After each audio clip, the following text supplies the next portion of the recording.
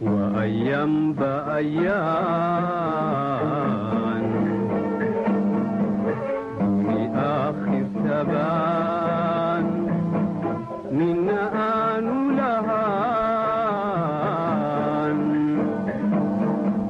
دفتر لوغيلا وأيام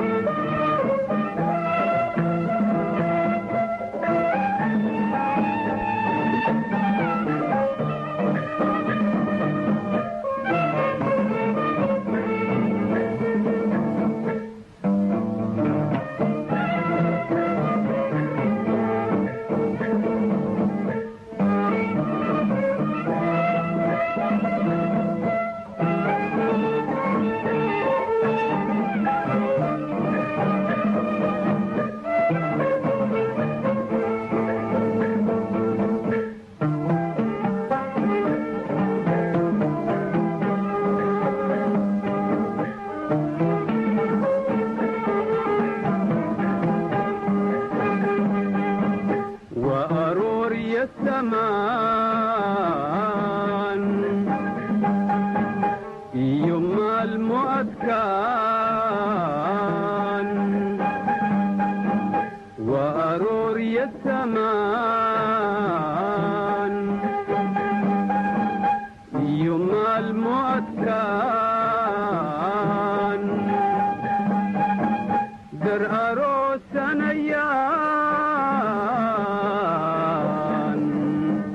درنا السجيان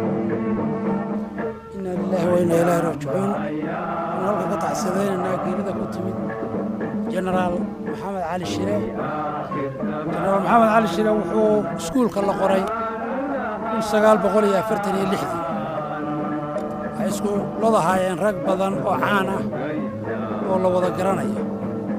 Cabdiqani Garaad jaamaca Garaad Cabdiqani kamid aha waa lodkii ugu horeeyay deegaanka Laascaanood laga qoro iskuul waxaana macallin u ahaa Cumar Carte Qaalib ayaa iskuulka hoose dhexe furay ninkii ugu horeeyay ee macallin ka noqda dugsiga hoose dhexe Cumar Carte Qaalib ayaa u bilaabay ina khaawi iyo rag uu ka mid yahay Muuse Xaaji Diiriye iyo rag badan oo kale wuxuu dugsiga hoose dhexe ku qaatay degmada Sheekh markii dambana wuxuu u aaday jaamacad militariga dalka Ingiriiska iyagay wada socdaan Ismaaciil Ali Abakor iyo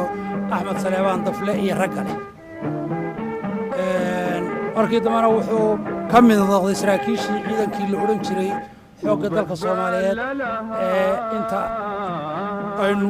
inta aynan kala soo noqonayno isku ahaan jirnay